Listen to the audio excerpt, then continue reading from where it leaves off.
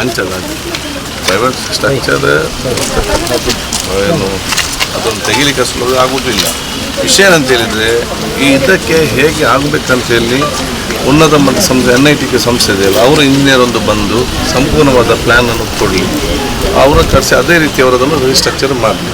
ಅಲ್ಲಿಯ ತನಕ ಅವರು ಅಲ್ಲಿಯ ತನಕ ಏನಿದೆ ಇವರಿಗೆ ರಕ್ಷಣೆ ವ್ಯವಸ್ಥೆ ಆಗಬೇಕು. ಅದ್ರ ಮೇಲೆ ಕರೆದು ಮಾತಾಡುವ. ಬಹುಶಃ ನಮ್ಮ ಕೆರೆಬೇಲೆ ಪ್ರದೇಶದ ಈ ಒಂದು ಇಲ್ಲಿ ಬಹುಶಃ ಜನಸಾಮಾನ್ಯರು ಬಹಳಷ್ಟು ಮನೆಗಳು ಇವತ್ತಿದ್ದಾರೆ. ಎಲ್ಲರೂ ಕೂಡ ಸ್ವಾಭಿಮಾನದಿಂದ ದಿನಕ್ಕೆ ದುಡಿದುಕೊಂಡು ಬದುಕೊಂಡು ತಮ್ಮ ಜೀವನ ಸಾಗಿಸುವವರು. ಬಹುಶಃ ಇವತ್ತು ಯಾವ ಒಂದು ಕಾಂಪೌಂಡ್ ವಾಲ್ ಇವತ್ತು ಬಹಳಷ್ಟು ಇವತ್ತು ಆ ಒಂದು ಡೇಂಜರ್ ಪೊಸಿಷನ್ ಇದೆ. ಈ ಹಿಂದೆ ಕೂಡ ಅವರಿಗೆ ಮಾಹಿತಿ ಕೊಟ್ಟಿತ್ತು ಈ ರೀತಿ, ಆ ಊರವರು ಕೂಡ ಹೇಳಿದರು. ಕಳೆದ ಸಲ ಕೂಡ ಕೆಲವು ಮನೆಗೆ ಡ್ಯಾಮೇಜ್ ಆಗಿದೆ. ತದನಂತರ ಕೂಡ ಮಾಹಿತಿ ಕೊಟ್ಟ ಸಂಬಂಧ ಅದು ಏನಾಗೋದಿತ್ತು ಕಟ್ತಂದು ಮಾತನ್ನು ಕೊಟ್ಟಿದ್ದು.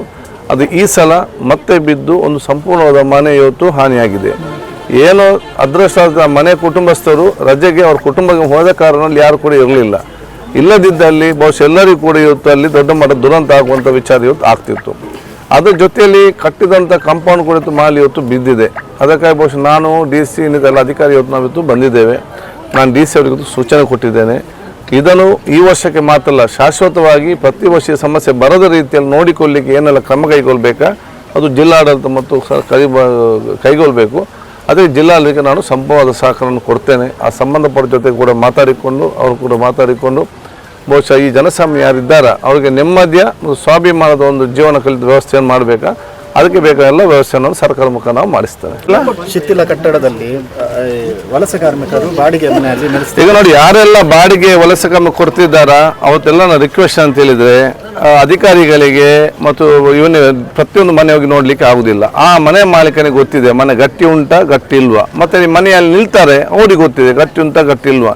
ಮನೆ ಮಾಲೀಕರು ಎಲ್ಲರೂ ಕೂಡ ಮಾನವೀಯತೆ ಮತ್ತು ಇತರ ವಿಷಯದಿಂದ ಅಲ್ಲಿ ನಿಲ್ಲುವವರ ಸ್ವಂತ ಕುಟುಂಬಸ್ಥನಿಸಿಕೊಂಡು ಅಂಥ ಶೀತ ಕಟ್ಟಡ ಇದ್ದರೆ ಅವ್ರು ಬಾಡಿಗೆ ತಗೊಳ್ತಾರೆ. ಆದಾಗ ತಕ್ಷಣದ ರಿಪೇರಿ ಮಾಡಿ ಹೋಗುವಂಥ ಕೆಲಸ ಆಗಬೇಕು. ಶೀತಲಗೊಂಡಂಥ ಮನೆಯಲ್ಲಿ ಏನೋ ಬಿದ್ದು ನಾಳೆ ಹೆಚ್ಚು ಕಮ್ಮಿ ಆದರೆ ಮನೆ ಮಾಲೀಕ ಅದಕ್ಕೆ ಜವಾಬ್ದಾರಿ ಕೊಡಿಯವತ್ತು ಆಗ್ತಾರೆ. ಎರಡನೇದು ಯಾರಲ್ಲಿ ನಿಲ್ತಾರೆ ಬಾಡಿಗೆ, ನೀವು ಕಷ್ಟದಲ್ಲಿ ಇರ್ಬೋದು, ಅದು ನಿಮ್ಮ ಜೀವ ಮುಖ್ಯ. ನಿಮಗೆ ನೀವು ನಿಲ್ಲುವ ಮನೆಯಲ್ಲಿ ಶೀತಲವಾಗಿದೆ ಮಾಲೀಕರ ಹತ್ರ ನೀವು ಹೋಗಿ ಹೇಳಬೇಕು. ಮಾಲೀಕರು ನಿಮಗೆ ರೆಸ್ಪಾಂಡ್ ಕೊಡಿದೆ ಸಂಬಂಧಪಟ್ಟಂಥ ಪೊಲೀಸ್ ಅಧಿಕಾರಿ ಮತ್ತು ಜಿಲ್ಲಾಧಿಕಾರಿ ಕಚೇರಿಗೆ ತಾವು ಹೇಳಿದರೆ ಅವ್ರು ಕರೆಸಿ ಮಾತಾಡಿಕೊಂಡು ನಿಮಗೆ ಆ ಒಂದು ಅವರಿಂದ ಸರಿಪಡಿಸುವಂಥ ಕೆಲಸವನ್ನು ನಮ್ಮ ಜಿಲ್ಲಾಡ ಮುಖಾಂತರ ಮಾಡಿಸಲಿಕ್ಕೆ ಸೂಚನೆಯನ್ನು ಖಂಡಿತವಾಗಿ ಕೊಡ್ತೇನೆ. ಅದೇ ನಾನು ಜನಸಾಮಾನ್ಯ ಎಷ್ಟು ಅಂತ ಹೇಳಿದರೆ ಪ್ರತಿಯೊಂದು ಕೂಡ ಸರ್ಕಾರ ಹೇಳಬೇಕು, ಪೊಲೀಸ್ ಹೇಳಬೇಕು, ಅಧಿಕಾರಿಗಳು ಹೇಳಬೇಕು ಅಥವಾ ಜನಪ್ರತಿ ಹೇಳಬೇಕಂತೇಳಿ ಜನ ಕಾಯ್ತಾರೆ. ಜನ ಸ್ವಯಂವಾಗಿ ಅರ್ಥ ಮಾಡಿಕೊಳ್ಬೇಕು. ನಾವು ಜನರನ್ನು ಕಷ್ಟಕ್ಕೆ ದೂಡಬಾರ್ದು, ಜನ ಸಮಾಜದಿಂದ ಇರಬೇಕು. ಅವ್ರು ನನ್ನ ಮನೆಯಲ್ಲಿ ನಿಲ್ತಾರೆ, ಅದು ಬೀಳತ್ತೆ ನಾವು ನೋಡಿಕೊಳ್ಬೇಕು. ಅವನಿಗೆ ತಿಂಗಳಿಗೆ ಬಾಡಿ ಕೊಡ್ತಾರೆ. ಇದೆಲ್ಲ ಜವಾಬ್ದಾರಿ ಮನೆ ಮಾಲೀಕರ ಜವಾಬ್ದಾರಿ ಇದೆಯಲ್ಲ. ಆ ಜವಾಬ್ದಾರಿ ಪ್ರತಿಯೊಂದು ನಾಗರಿಕ ಸಮಾಜವಾಗಿ ಇವತ್ತು ಪ್ರತಿಯೊಂದು ಮಾನವೀಯತೆಯಿಂದ ಮತ್ತು ಅವರ ಕರ್ತವ್ಯ ಎನಿಸಿಕೊಂಡು ಪ್ರತಿಯೊಂದು ಜವಾಬ್ದಾರಿ ಹಮ್ಮಿಕೊಳ್ಳಕ್ಕೆ ಅಂತೇಳಿ ನಾನು ಪ್ರತಿಯೊಬ್ಬರು ಕೂಡ ಕೇಳಲಿಕ್ಕೆ ನಾನು ಇವತ್ತು ಬಯಸ್ತೇನೆ. ನಾನೀಗ DC ಆಫೀಸಲ್ಲಿ ಬಹುಶಃ ನಾನೀಗ ಬಂದೆ, ನಾಳೆ ಮತ್ತೆ ಸಚಿವ ಸಭೆ ಇದೆ.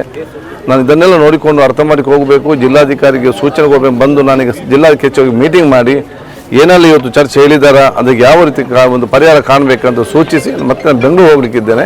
ನಾನು ಊರ ಜೊತೆ ನಿಕಟ ಸಂಪರ್ಕದಲ್ಲಿ ಇರ್ತೇನೆ.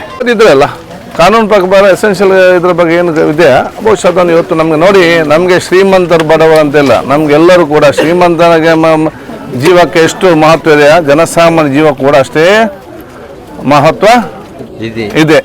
ಆಗ ನಮ್ಗೆ ಯಾವುದೇ ಒಂದು ತಾರತಮ್ಯ ಇಲ್ಲ, ಅದೇ ನ್ಯಾಯದ ಪರವಾಗಿ ನಿಲ್ಲುವಂಥ ನಾವು ಕೆಲಸ ಮಾಡ್ತೇನೆ. ಎಷ್ಟೇ ದೊಡ್ಡ ಜನ ಆದರೂ ಕೂಡ ಇದನ್ನು ನಾವು ಯಾವುದನ್ನು ಲೆಕ್ಕ ತೆಗೊಳ್ಳಿಕ್ಕೆ ಹೋಗುವುದಿಲ್ಲ.